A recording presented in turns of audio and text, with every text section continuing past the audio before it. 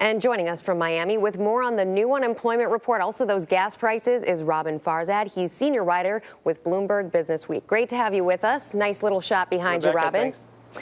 Thanks for having me. It's gorgeous down here. Yeah, well, it looks like it. Also, the jobs picture looks like it's improving, at least. If you look at the number of jobs created in the month of April, 244,000 new jobs. But then when you look at that employment number, notching higher to 9%, things don't necessarily look as positive. What's your take? What's more important here? There is some comfort. There's a victory lap or two to be run on this, is that maybe the worst of the recession has been felt.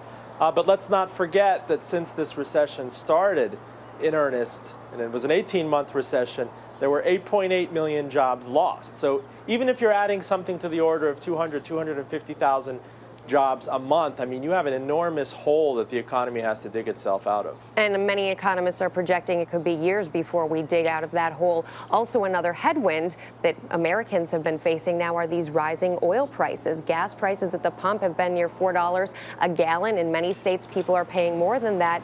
How significant is this drop below $100 a barrel that oil faced this week in terms of really pushing prices down by, say, Memorial Day? Well, let's be serious here. It used to be back in the day, not too long ago, that it would be newsworthy when oil broke above $30 a barrel. I mean, we've gotten used to such a new, to use the cliche, the new normal in oil and commodity prices is so jarring. I mean, who would have thunk that the unemployment rate here could have doubled, essentially nearly doubled to nearly 10%, and oil prices kind of concurrently go from about $45, $50 where they bottomed in 2009 to closer to $100 right now. And so this is an experiment that Americans who aren't very gainfully employed right now have to deal with. Not only do you have money not coming in, and those who do have jobs aren't gainfully employed, but they're getting hit on the commodity cost end. $4 a gallon gasoline, food prices that are a recent high. I mean, across the board. And I think this speaks volumes to the global economy. You have the Chinese, the Indians, the Brazilians able to consume this stuff even while our economy is weak. It's a really good point. When you factor those two things in, does that then slow the recovery potentially for more and more years?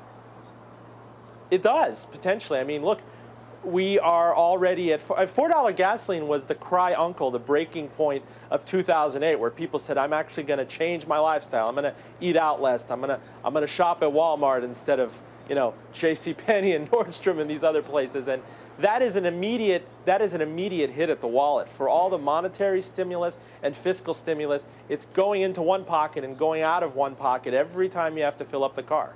To that point, Roben, this week, the New York Times CBS News poll out showed that only 34% of Americans approve of what President Obama is doing with the economy. How long, in your view, then, does it take to turn something like that around if, for example, we continue to see improvements in the jobs picture and we see gas prices down over the summer?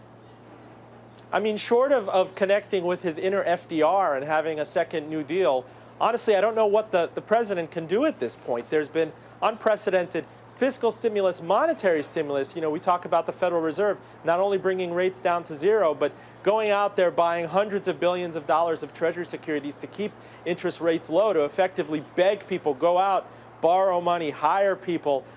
Ultimately, this is going to boil down to individual businesses, small businesses, medium-sized businesses. They have to see that the economy is becoming so strong that it's irresistible for them to go out, and they have to hire people. I mean, if you have a pizza stand and a hot dog stand and everybody wants your pizzas and hot dogs, you have to go out and hire more people to churn this stuff out because you're leaving money on the table. And that only happens when Americans can afford that pizza or those hot dogs. Roben Farzad. And there's a demand thing. Right. I appreciate you being with us this morning, Roben. It was great talking with you.